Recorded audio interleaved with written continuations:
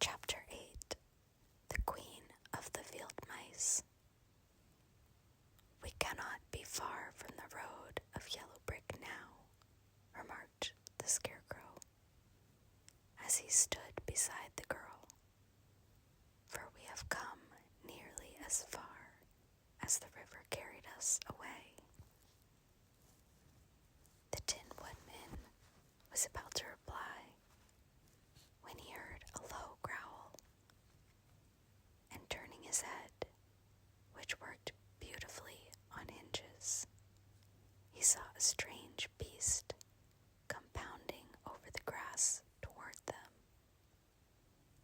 It was, indeed, a great yellow wildcat, and the Woodman thought it must be chasing something, for its ears were lying close to its head, and its mouth was wide open,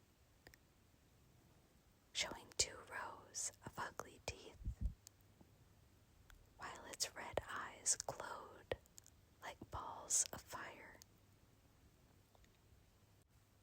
As it came nearer, the Tin Woodman saw that running before the beast was a little gray field mouse, and although he had no heart, he knew it was wrong for the wildcat to try to kill such a pretty, harmless creature.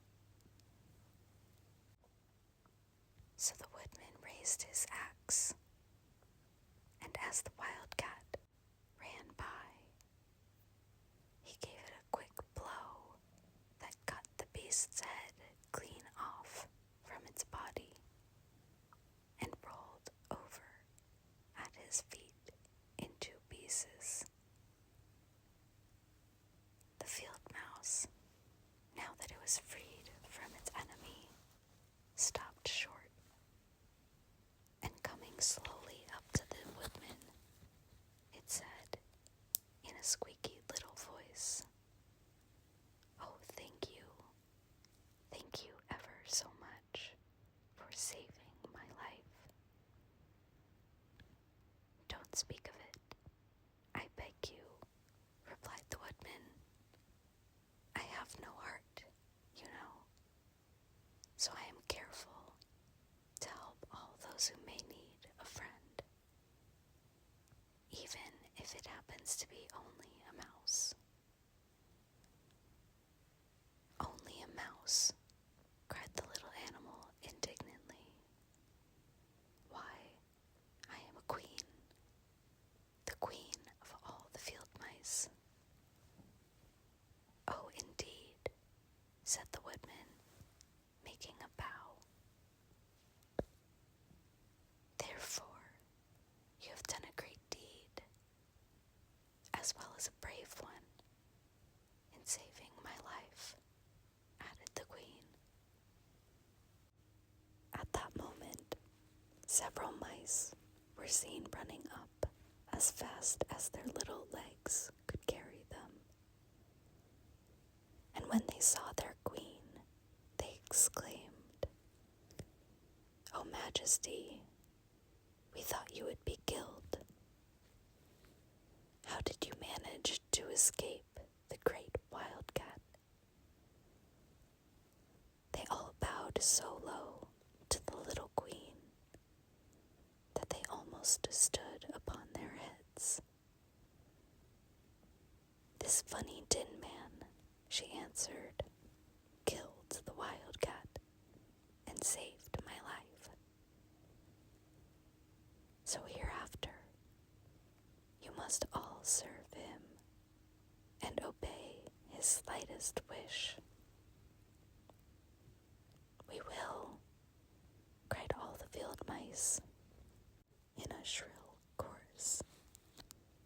And then they scampered in all directions, for Toto had awakened from his sleep, and seeing all these mice around him, he gave one bark of delight and jumped right into the middle of the group. Toto had always loved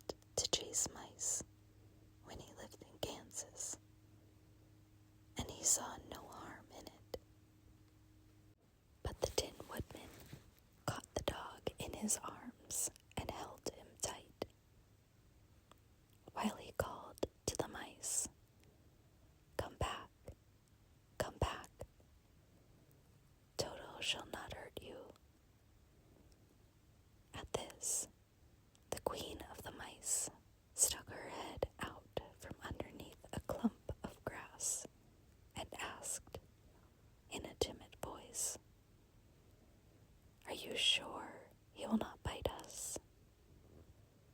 "I will not let him," said the Woodman, "so do not be afraid." One by one, the mice came creeping back, and Toto did not bark again, although he tried to get out of the Woodman's arms, and wouldn't have bitten him had he not known very well he was made of tin.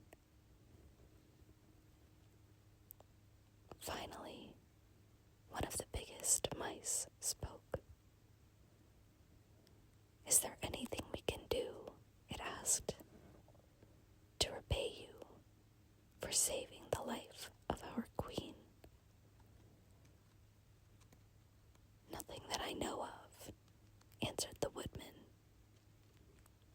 But the Scarecrow, who had been trying to think, but could not, because his head was stuffed with straw, said quickly, "Oh yes, you can save our friend, the Cowardly Lion, who is asleep in the poppy bed." "A lion," cried the little queen. "Why, he would eat us all up."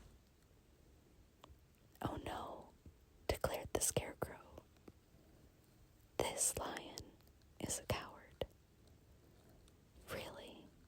asked the mouse. "He says so himself," answered the Scarecrow. "And he would never hurt anyone who is our friend. If you will help us to save him, I promise that he shall treat you all with kindness." "Very well," said the queen. "We trust you. But what shall we do? Are there many of these mice which call you queen and are willing to obey you?" "Oh yes, there are thousands," she replied. "Then send for them all to come here as soon as possible, and let each one bring a long piece of string." The queen turned to the mice that attended her and told them to go at once and get all her people.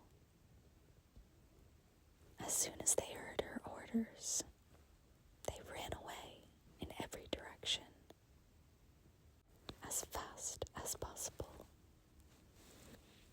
"Now," said the Scarecrow to the Tin Woodman, "you must go to those trees by the riverside and make a truck that will carry the lion."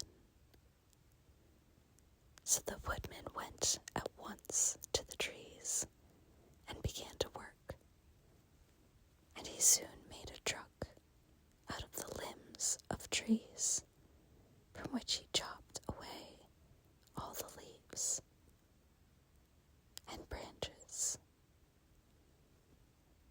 He fastened it together with wooden pegs and made the four wheels out of short pieces of big tree trunk. So fast and so well did he work that by the time the mice began to arrive, the truck was all ready for them. They came from all directions, and there were thousands of them. Big mice and little mice and middle-sized mice, and each one brought a piece of string in his mouth. It was about this time that Dorothy woke from her long sleep and opened her eyes. She was greatly astonished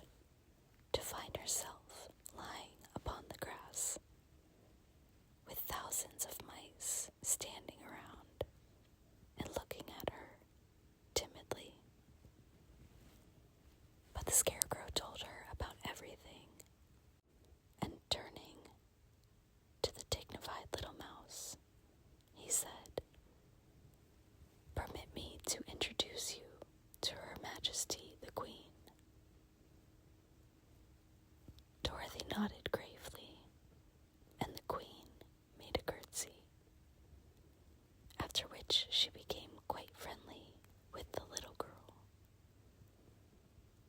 The Scarecrow and the Woodman now began to fasten the mice to the truck, using the strings they had brought. One end of a string was tied around the neck of each mouse, and the other end to the truck. Of course, the truck was 1,000 times bigger than any of the mice who were to draw it. But when all the mice had been harnessed, they were able to pull it quite easily. Even the Scarecrow and the Tin Woodman could sit on it, and were drawn swiftly by their queer little horses to the place where the lion lay asleep. After a great deal of hard work, for the lion was heavy, they managed to get him up on the truck. Then the queen hurriedly gave her people the order to start, for she feared if the mice stayed among the poppies too long, they also would fall asleep. At first, the little creatures, many though they were, could hardly stir the heavily loaded truck. But the Woodman and the Scarecrow both pushed from behind, and they got along better. Soon, they rolled the lion out of the poppy bed to the green fields, where he could breathe the sweet, fresh air again, instead of the poisonous scent of the flowers. Dorothy came to meet them and thanked the little mice warmly for saving her companion from death. She had grown so fond of the big lion, she was glad he had been rescued. Then the mice were unharnessed from the truck and scampered away through the grass to their homes. The queen of the mice was the last to leave. "If ever you need us again," she said, "come out into the field and call, and we shall hear you and come to your assistance. Goodbye." "Goodbye," they all answered, and away the queen ran, while Dorothy held Dodo tightly, lest he should